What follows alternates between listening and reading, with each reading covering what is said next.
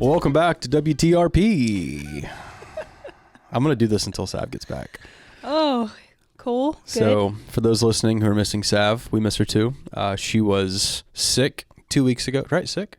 Wasn't she sick 2 weeks ago? I don't know. At this point, I feel like half the church has been sick. Yeah. Well, now she has laryngitis. So fun fact about Savannah is I used to nickname her Larry. Did you know this? No. When Sav first started working here, so she came on as an intern. She interned for 6 months, and then we put her on staff. And she had laryngitis like 6 times the first year. So I started calling her Larry. Wow. That was my original nickname for Sav, was Larry. I wonder if it's because of how introverted she used to be. She just never talked. And then when you work here, you have to talk all the time. And it just wore her voice out or something. Probably so. So Larry's not with us today. Yep. But we are here. So we'll do our best to stay on track. We have a guide we're going to try to stay on. Zero promises. But no, yeah, really great word. Sunday, bunny. That's what I tried to say. Sunny, new name. Yeah, no, really great word. Truthfully, and I told you this earlier, I think it was one of the most well-delivered messages you've ever given. And I mean that, not trying to pump you up. It really was fantastic. So had a lot of people texting me. I was not here, but a lot of people texting me Sunday when I got back to my phone saying how great it was. So great job. Thank you. I'm very shocked because if you can't tell, if you're listening, my voice sounds different. I'm sick. I'm still sick right now. I have a sinus infection at the moment. Yep. So yep. It was definitely, that's what the Lord does, right? You said this before, that when we really have to rely on him, he uses that. And because I was not feeling great up there. So no, it's a matter of coming to the end of yourself. You know, like when there's zero chance for you to be able to do it, he does it, you know, and it's a really cool thing. So yeah. Well, do you want to just give us a recap of Sunday and then we'll kind of jump in? Yeah. So,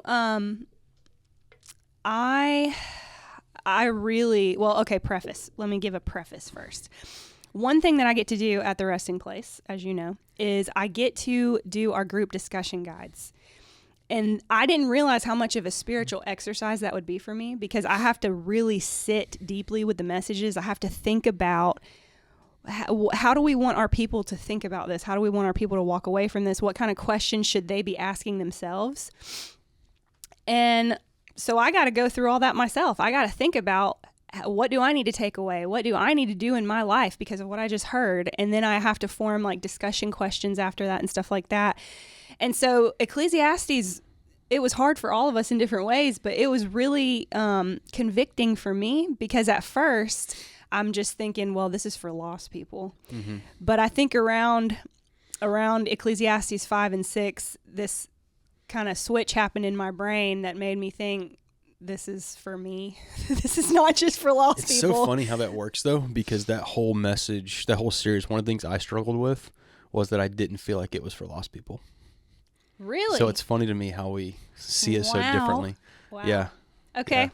Well, I'm not saying we're either one of us are right or wrong. Yeah. It's just the perspectives are different perspectives. Yeah. Well, so at that time, I started deeply studying the wisdom literature again. I had done a study on the wisdom literature a long time before that, but I didn't remember everything. And so I started studying the wisdom literature again as a whole. We discussed it a lot on this podcast. Yeah.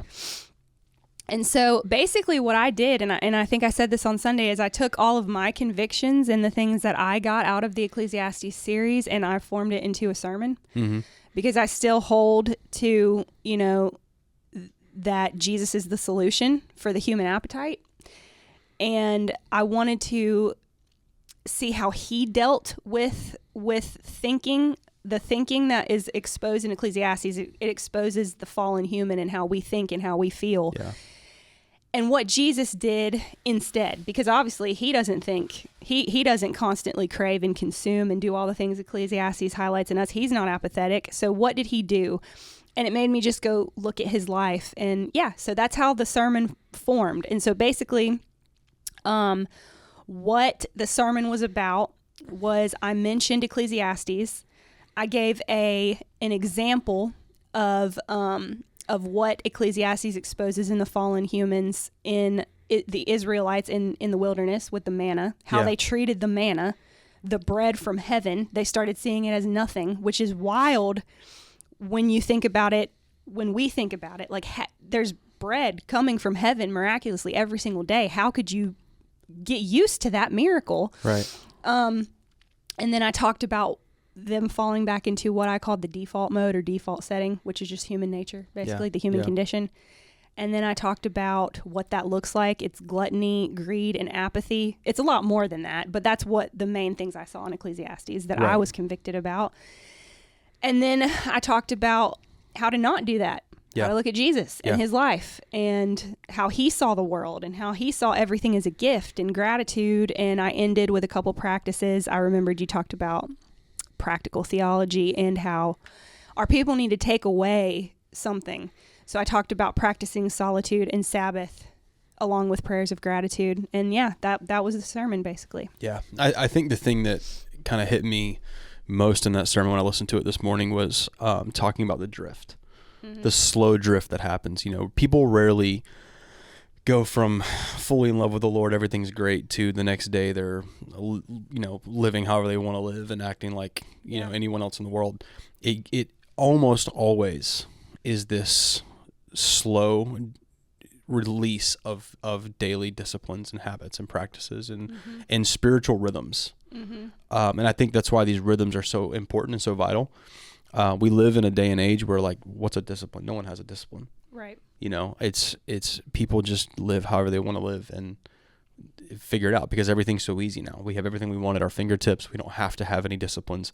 So it's like when we have to fight to let things go or fight to develop new habits. It's one of the beauties of Lent that I think we didn't emphasize enough this year, that I plan next year as we go through our Christian calendar. We're going to really emphasize that Lent is not just for fasting and giving up things, but also for instituting new habits, for taking those 40 days and building things into our lives, building sacred practices and sacred rhythms into our lives that sustain us. Because it's those daily disciplines that they do help sustain us through the dark moments, through the dark times, when it's why you turn to the scriptures first when everything seems like it's going to hell in a handbasket. I don't even know where that came from. That was a Randy Blizzard shout out Pops quote. That's my grandfather. Sorry. But it's when everything gets insane, it's those daily disciplines we kind of fall back on and go, okay, we're kind of anchored in these things, you know? And again, we rarely see people just go from super high on the mountain to super low in the valley. Now that does happen, but it's rare. Right. For most people, it's a very gradual decline. Until all of a sudden they get to a place they no longer recognize. Yeah. So like you talked about recognizing that drift, and it's in the discussion guide you wrote this week. So what is it for you? What does that look like to begin to recognize the drift in your own life? For me, that's what the whole sermon is about, is not being grateful and not recognizing everything that I have as a gift.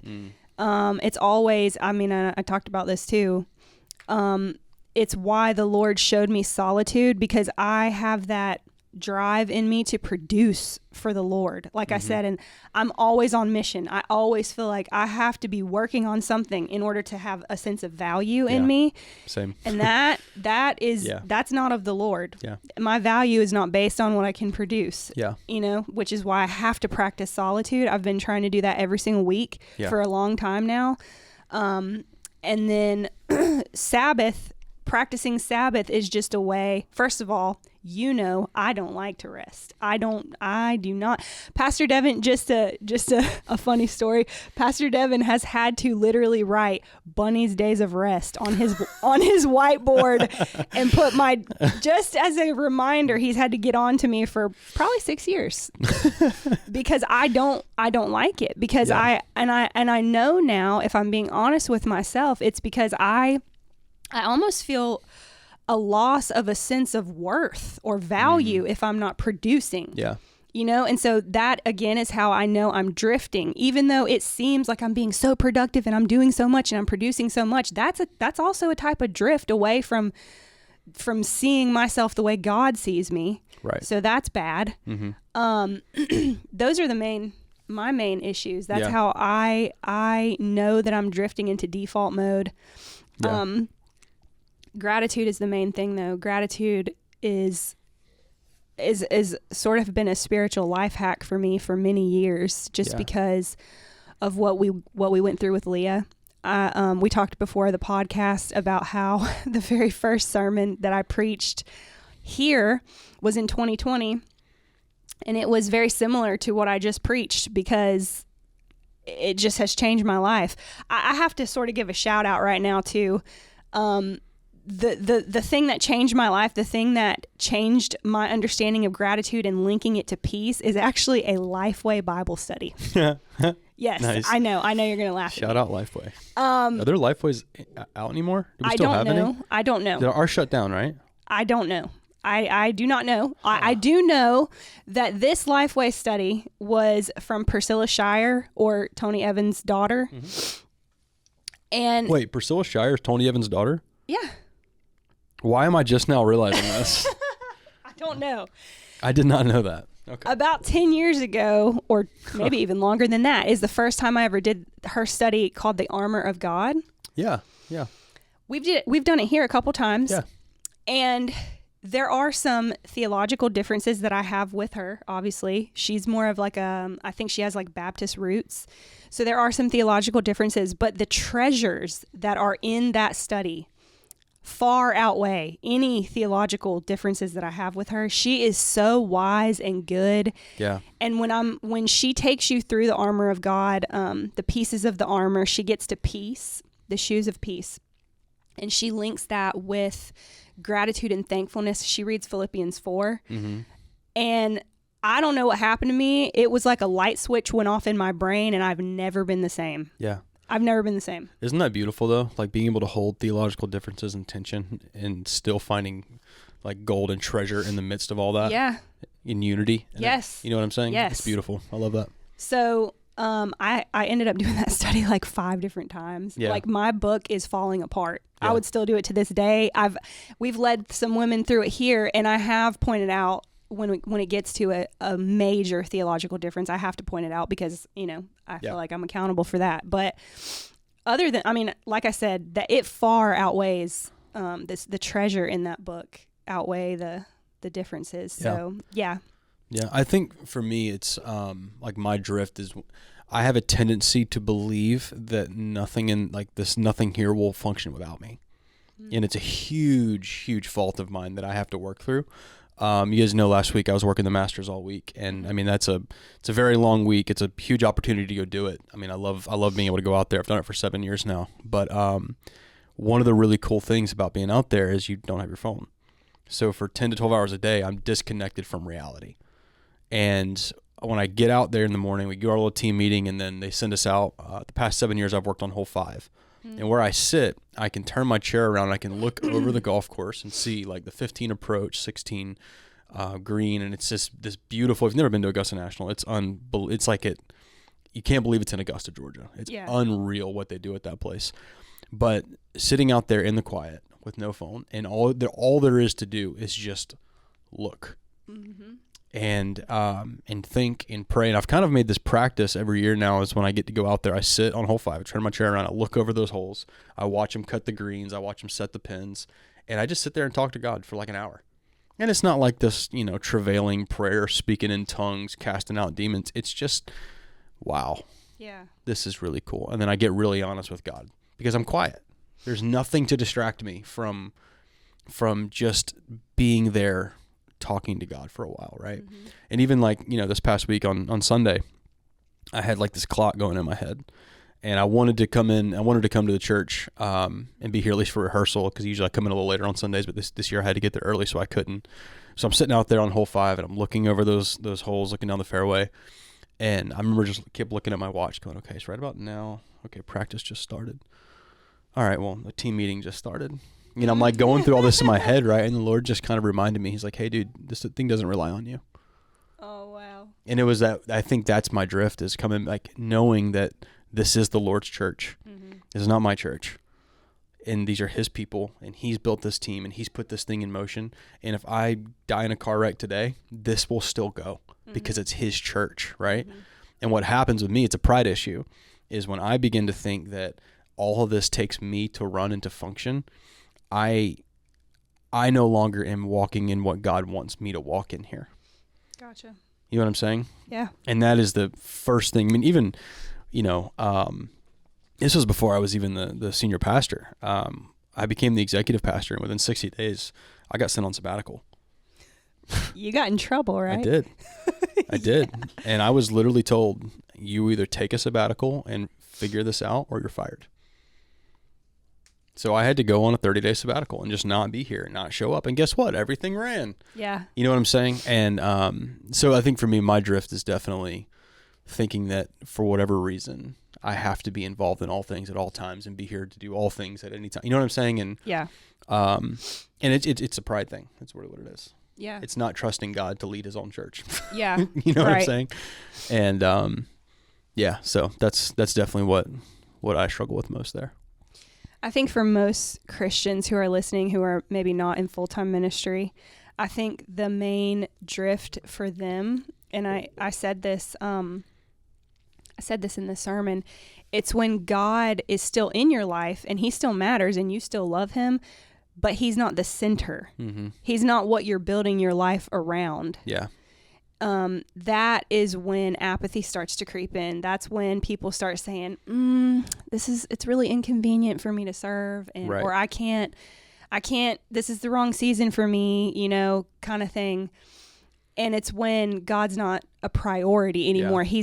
He's the secondary thing. I heard a terrible sermon one time. It's funny how you remember the bad ones more than the good ones. But we were at a youth conference, and this preacher put up his pie chart, and he was talking about how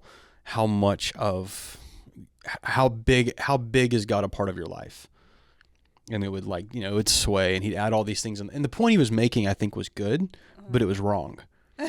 Because it's like, no, God is not a part of our life. Like, if he's just a piece of a pie chart, no matter how big that piece is, it doesn't matter. You've got it wrong.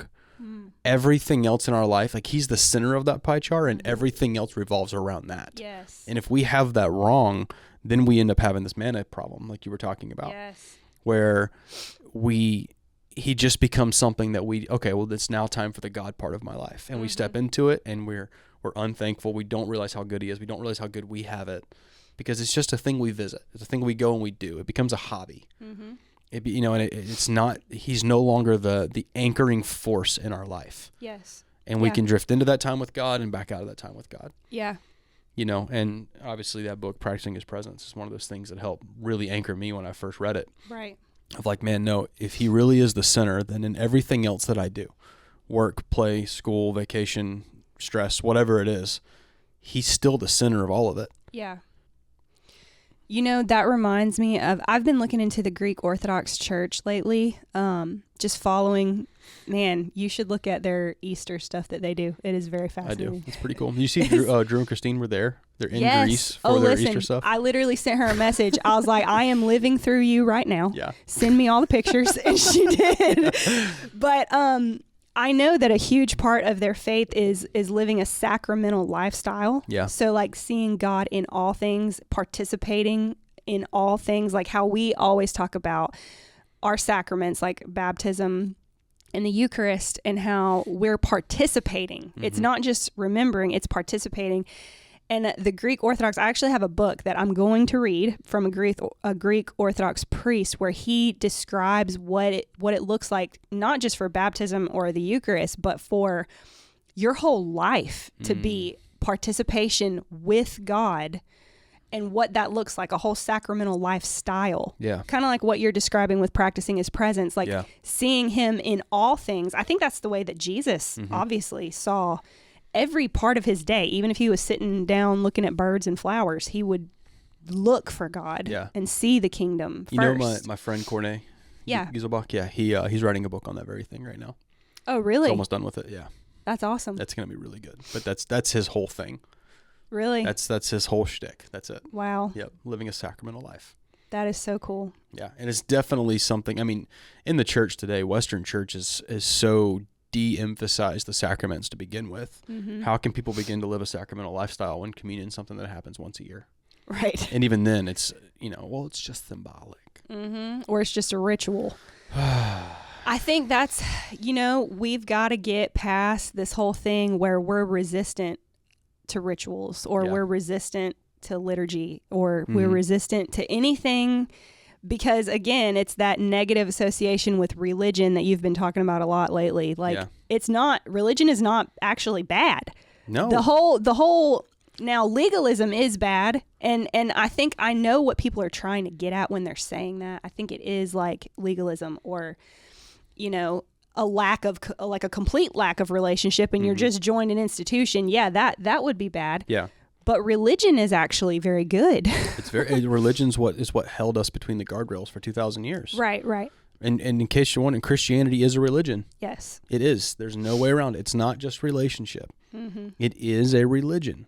We practice the religion of Christianity. Yeah. And the thing is, this is where I think this relationship versus religion thing has taken us off the rails, is because we've run so far from religion, we've run so far from religious practices. Yeah. So those daily practices that we're talking about, yes, a lot of those are religious practices. And those are good things. Good things. Jesus had rituals. Yes. Jesus himself, the apostles, the early church, they had these daily rituals. They had weekly rituals. They even, they fasted every single week, 2 days a week. I've really thought about doing that. Have I done it? No, I have not done it yet. She said no. But, no. but I want to get there. You know what I'm saying? Yeah. Because if Jesus, I don't care what the world thinks about rituals. If Jesus did something, I'm going to try to copy him, right? Yeah. Like I talked about in the sermon that he had a daily ritual of waking up in the morning and praying and thanking God immediately when he woke up, just like a lot of the other first century Jewish people. They would wake up and immediately thank God for restoring their soul, their breath back into their body. And like praising him just for being alive, right?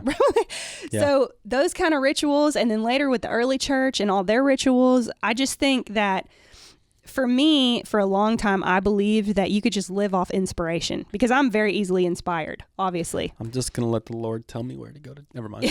Never mind. But I mean at a legit level. I'm talking about reading the Sermon on the Mount and being inspired to love my enemy. I'm talking about that. Right. You know what I'm saying? But I think I forget. For me, I have an issue with practice and putting practices in my life and thinking that that's going to spiritually help me. I am just coming to the realization over the past couple years that no, I really need these rituals all the time. Yeah. Like all the time. Like I think just doing communion every week like we've been doing has deeply affected me. Absolutely. Very deeply. Yeah. So anyway, I could just keep going on a tangent. No, and what happens with it too is, especially in charismatic circles, right, where we're all spirit-filled, we believe the Lord leads us, he guides us, let the Lord do what he does, minister to the Lord, he ministers to us, all the language, right, is we've made it to where you can either have religion or you can have the Holy Spirit. Right. And I think I've talked about this book on this podcast before, but Andrew Wilson's Spirit and Sacrament. He invents a word called eucharismatic. Eucharismatic? Eucharismatic, E-U-C-H. So like eucharismatic, like Eucharistic, charismatic. Yeah. He just pushed them together. And the book is called Spirit and Sacrament, A Call to Eucharismatic Worship. And it talks about balancing these two things. Have you read that book? I don't know that you've mentioned this. Oh my gosh, it changed my life. Andrew Wilson's Spirit and Sacrament. You've got to read that book. That sounds super interesting. It's a really short book. It's actually one that anybody that we're looking at putting on an ordainment track, that's a required reading. Wow. Well, I should probably read it. It's a short book, but it is a very, very, very, it's a very impactful book. Yeah. And everyone needs to read that book. Listen, you got to talk more about this after the podcast because I don't want to forget. Yeah. I don't want to forget what I'm saying. But that's what I'm saying, though, is that we can have both of these things. Yeah. And these practices help center us into gratitude. Think about it. One that I'm terrible at, praying before eating. Me too. Terrible at it. Me too. When we go out if we've been to dinner with you at our church, my wife and I, we love you so much. If we forget to pray before we eat, I'm so sorry. I'm working on it. And my big excuse for this for years has been, it's the most insincere prayer ever. Yeah. I just want to eat. Yeah. But then you ever sit down with somebody who really takes that time and just truly from their heart thanks the Lord for the meal in front of them? Yes. And for the fellowship, and you're sitting there like, I'm going to cry anyway, but you're sitting there like on the verge of tears, getting ready to eat your roast beef. And you're like, yeah, because somebody really is thanking the Lord for the sustenance and for the Yes. ability and the means to prepare this meal. Yeah. And it's a beautiful thing. But that is something that ages and ages and ages, it was a liturgical practice to pray before you eat. Yeah. And in the Jewish world, pray after you eat to thank the Lord for what you just took, right? Yeah. And before. Oh, they prayed both? Yeah. Oh, well, there you go. Yeah. Yeah. It's a beautiful thing. Especially Jesus. Like he very much would, they call it a blessing, but they're blessing God. They're thanking God for everything, every meal, they're very aware that this is from God. You know, I want to do that. I want to be like that. I want to think that way. I talked about it in the sermon. Like, that's how you battle gluttony is, you're sitting there and you're hungry and you're about to eat. But if you're so grateful and you see your food as an actual gift from God, you're going to take it in and consume it differently. Actually, you're not going to consume it. It turns, I said in the sermon, it turns consumption into communion. Yeah. Because you're taking it in as an actual gift. And let's you said the word. Let's talk about gluttony. Okay. So first off, understanding gluttony, people love to only associate gluttony with just overeating and obesity. They can be. But that is not the only thing gluttony is. Right. Gluttony is the overindulgence in anything. Yeah. And the lack of self-control in any area. Right. When I just want to indulge, and eventually have no self-control in any area of my life. Yeah. That is gluttony. Yeah. It's literally an addictive lifestyle. Yes. It's the same thing as a drug addict. Yeah. You know, it's a heart posture. It's not just behavior. I think about Jesus in the Sermon on the Mount. He's not just, he wouldn't, if I had to guess how he would talk about gluttony, he probably wouldn't say, don't just overeat. Instead, I tell you, be grateful for what you have to begin with. Because what Jesus is doing is he's showing that it's not a behavior that leads to a heart posture. Yeah. The heart posture, the behavior always follows a heart posture. Right. So if we can have these practices in our life that help maintain our heart posture, then we won't deal with these practices. Yeah. It's behaviors. We don't just go out and do things and then it changes our hearts. No, we did these things because our hearts were never in the right place to begin with. Yeah, for sure. And we're fighting our humanity. We're fighting all these things and we've just allowed ourselves to indulge in them because our heart is in the wrong place. Our spirits are not aligned with His. Yeah. Yeah, this is making me want to go study the Sermon on the Mount again, because I think this whole thing is about heart posture. I thought this morning about, Jesus doesn't say, just don't murder. He says, don't even call your brother an idiot. Well, that's the thing, is that the whole thing in the Sermon on the Mount was, it's not just about the behavior. You can not murder and still murder. Right? That was the whole point of what Jesus was saying. It was the why to the what. It was the heart behind the deed. Yeah. It was, don't just commit these deeds. He's now raising the bar. Yeah. So it wasn't a matter of the law's gone, so we can do whatever we want. No, it was, hey, you have a higher standard now. Yeah, because it's not that you can't just not do these things. You have to keep your heart separated from these things. Yes. And it made it a much more difficult thing. Much more difficult. It's actually impossible unless we have a new heart in us and a new spirit. Yeah. Yeah. That's the only way that we can do it. Yeah. So yeah. Well, you kind of landed the plane on this centering your life again. So talk about that. What does that look like?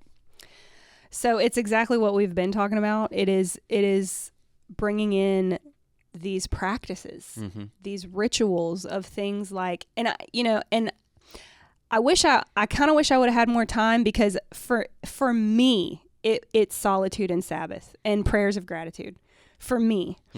But and because this is just a reflection on how I got Ecclesiastes, but I am sure that there's so much more. Fasting for some people, honestly, just reading your Bible every day, the first thing that you do, that could be a ritual that you, that you do no matter what or whatever. So centering your life again looks like looking at your own human condition and praying and asking the Lord, not just how you can be inspired, but also how you can practice your way back to making Him the center again, making Him the thing that all your decisions revolve around Him. all of your, your family, your words, your conversations, your work, everything. He is the center. Him and his kingdom become the center of all things. Yeah.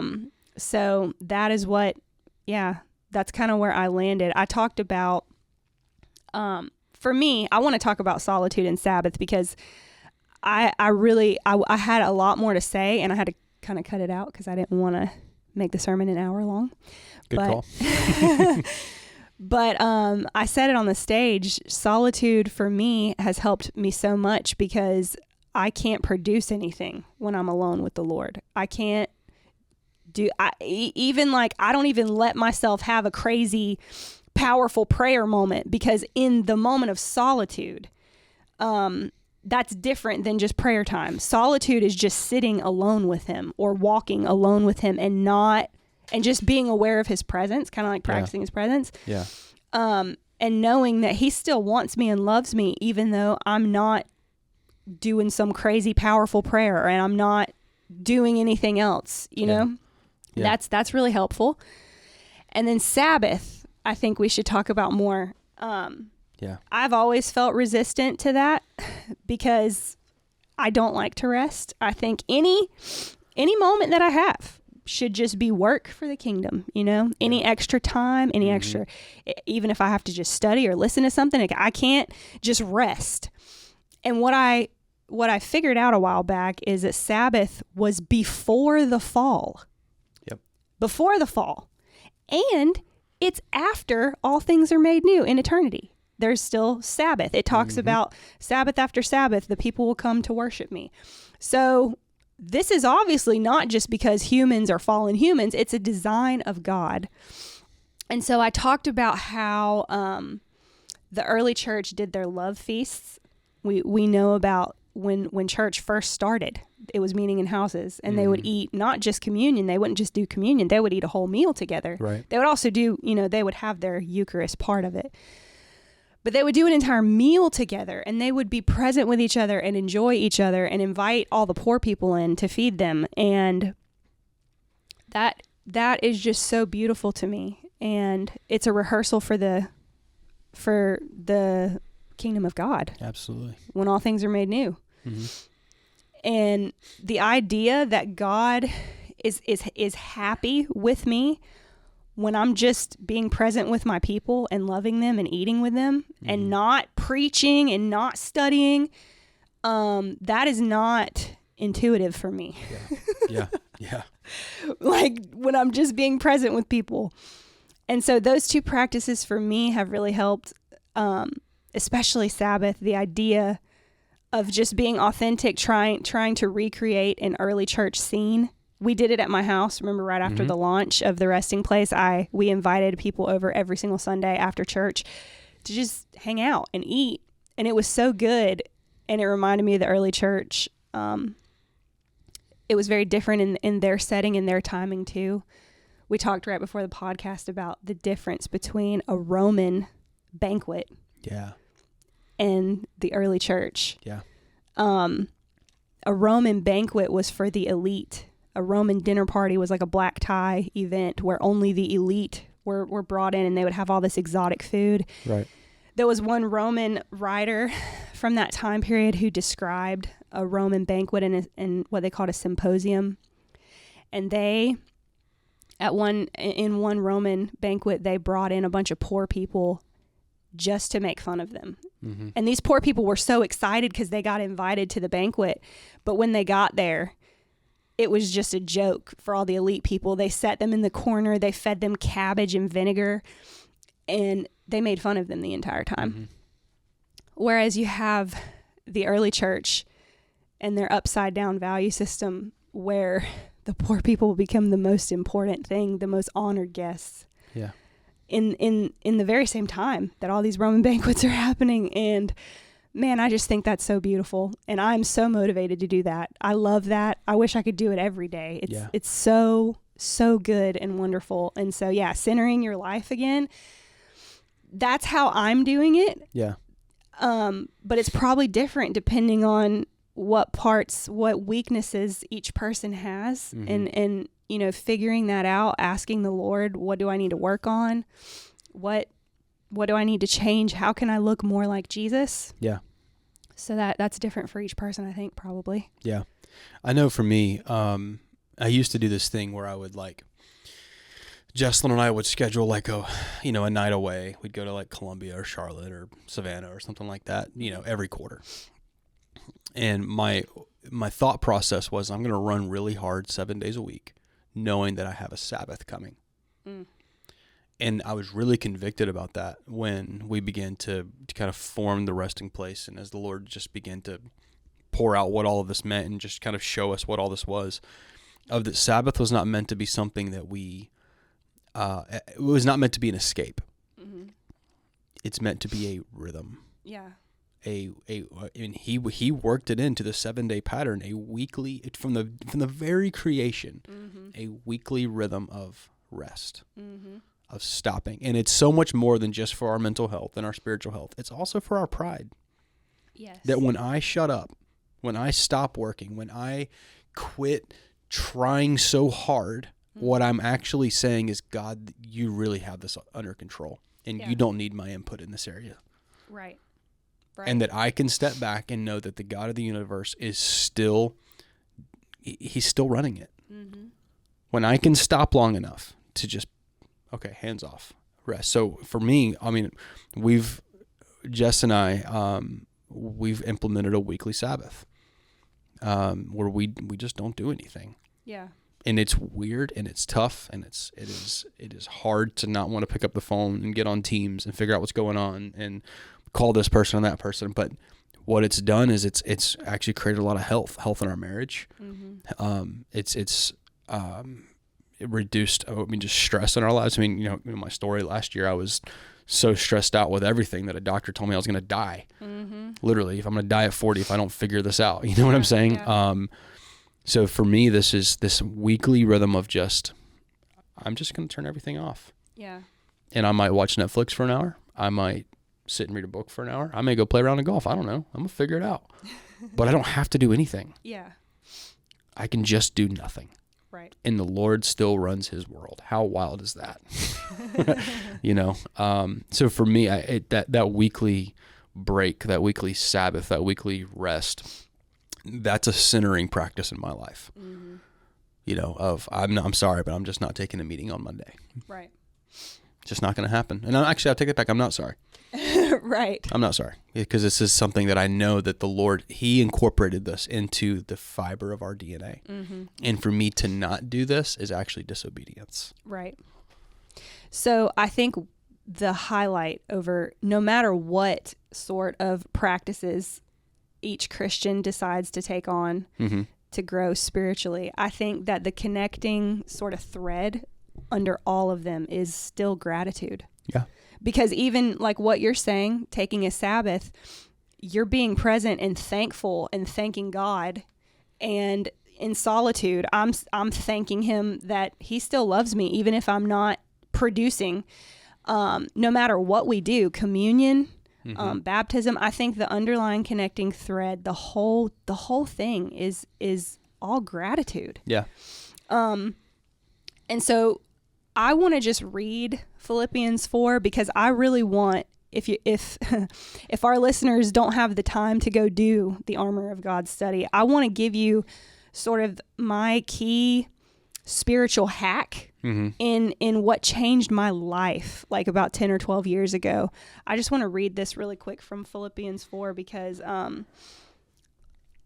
it's basically saying that your peace is linked to how grateful you are and gratitude and practicing gratitude. So this is from Philippians 4, and it begins in verse 6. This will probably sound really familiar to you, but I hope you hear it with new ears. Yeah. It's, don't worry about anything, but in everything through prayer and petition with thanksgiving, present your requests to God, and the peace of God, which passes all understanding, will guard your hearts and minds in Christ Jesus. So she, in her book, she connects when you don't worry about anything and instead you present your prayers and petitions with thanksgiving. then the peace of God, which passes all understanding, will guard your hearts and minds in Christ Jesus. When I first heard that, I was in the midst of a really hard time in our lives. It was when Leah was little and she was sick. And I'm not talking about a cold or something. I'm talking about she had a feeding pump hooked up to her. She usually had a breathing treatment hooked up to her. She was vomiting all day long. And this was years and years and years. Like we had a bucket in every room to catch all of that. And it was just horrific. Yeah. And it's hard not to get depressed. And so when I did that study and I read that, I went to Walmart and got some poster boards. I cut them in half and I started writing down everything that I was grateful for. I'm talking about, I started with all the spiritual stuff first, but then I also just started, I've been to Cuba, third world country, you've been to Haiti. So, when you get back, you're like, I have a toothbrush, I have an air conditioner, I have fresh water. Yeah. And so I wrote all that down. Because when you're freaking out and depressed, it's hard to remember those things. But if you write them down and you have them, I would say them out loud. And I would, in the moment of panicking, I would start reading these poster boards, pacing back and forth in my living room, thanking God out loud for all of these things. And I know we don't like formulas, but the formula of pray prayers of gratitude and then the peace of God will come over you. It's been true for me. Yeah. It actually does happen. Like the peace of God would come over me because when you're focused on all these gifts, like Jesus would say, look at all these ordinary things around you that you think are ordinary, but they're really not. They're really God's provision and his gift. And so I hope that helps somebody today, some of our listeners today, that if you're going through something bad, something hard, even if you've got to write down in a journal, like when you're having a good day, write down everything you're grateful for because it's hard to remember when you're having a bad day, and just start saying those things out loud because it's true that the peace of God really will come over you and guard your heart and your mind. Mm-hmm. So that's another way to recenter your life. No, I think that's beautiful, and we can kind of end it on this thought. One of the, coming out of like a word of faith type thing is one of the things you're told is like when you pray, like you don't give God an out, like it's, okay, God, I'm praying for this healing, I don't know, cancer. Mm-hmm. God, I know you're going to do it. By your stripes, we are healed, and you're going to do it. You can do anything. And we kind of stop there and we never hit this gratitude part. And one of the things I learned through my mom's sickness is in the way she would pray. She would ask, Lord, I'd love to be healed.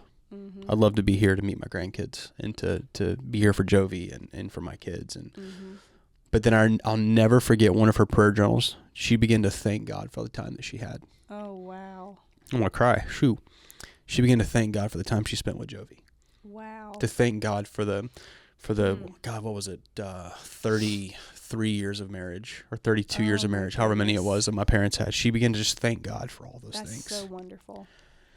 And that's not giving God an out. Right. That's doing what his word says. That's being like Jesus. Yeah. That is Jesus. Yeah. And I found it after she died. And it was one of those things that I just sat back and was like, man, she was so confident that she was going to be healed. Yeah. Believed that she knew if God wanted her to be healed, she'd walk tomorrow, done. Yeah. But she also took time to go, but even if you don't. Yeah. And that's not giving God an out. That is exactly what that text is saying of, this all might suck, but there's the supernatural peace that makes no sense. Yes. That only comes from God. Mm-hmm. So God, regardless of what you decide, thank you for where I am. That's so wonderful. Thank you for what I have. That is beautiful. And I believe it. And it's, for me, in a practical way, it even transformed the way that I pray for people. In with what I do, a lot of hospital visits and, altar time, all that stuff. And you pray for a lot of sick people. Yeah. But I love when I get to go into a room at a hospital where the family's there, because I'm not just praying for the sick person. Mm-hmm. I then begin to say things and Lord, no matter what you want to happen in this situation, thank you for the family in the room. Yeah. Thank you for those that are here supporting. Thank you for the time you've given us. Yes. And there is a peace that happens in that. Yes. And it doesn't make sense. Right. But if we could make sense of all this, what would it be for anyway? I remember it's not just for hospital visits. I remember, years ago. Josh, something happened at work with Josh, and he was panicking. I can't remember if he had made a mistake or if his team made a mistake, what happened, but he was so upset about it.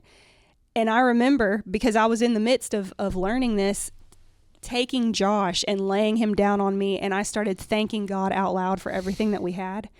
And it works for other people, Yeah. like for your kids or for your spouse when you're freaking out, or even if you're in an argument and you just say, hey, let's stop and let's just pray. And you do prayers of gratitude. Mm-hmm. Oh my gosh, that I'm telling you guys, I don't know what else to say. You've heard it from Pastor Evan. You've heard it from me. Yeah. This actually does work. Yeah. Peace is associated with gratitude. And we see it in Jesus, in the scriptures, in the Sermon on the Mount. We see it in everything we're saying.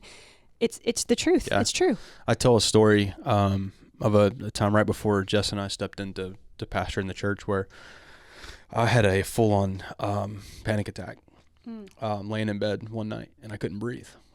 And I leaned over to Jess at like 11 o'clock, and I just told her, I said, I can't breathe. I kind of muttered whatever, but it was like I felt like an elephant was sitting on my chest. Oh my goodness. And she literally came up behind me, and she put her arms around me, and she began to pray. And she prayed over some things, but then she began to thank God for our marriage. Yes. And thank God for our church. Yes. Thank God for what we had. And just, it was, and I don't know what else she prayed, because I ended up falling asleep. Oh, wow. While she was praying for me. Peace. It's peace. That's so good. That's so good. Yeah. All right. Well, I'm going to go dry my eyes. Thanks for listening. Right. So if you forget everything else today, pray prayers of gratitude when you end this podcast. Prayers of gratitude. Be like Jesus. See the kingdom of God everywhere in all ordinary things. We're going to do a sermon series on this. This sounds good to me, brother. Do it. It's going to be good. I think people need to hear it. I think one thing with the American church, with modern day Christians, is we're so spoiled that we lose sight of all these things that God has given us. When we're not when we don't have that gratitude, we don't have that peace. So it's probably something everybody needs to hear. Yeah, absolutely. Me too. I need to hear it at least once a week. Yeah. All right. Thanks for listening.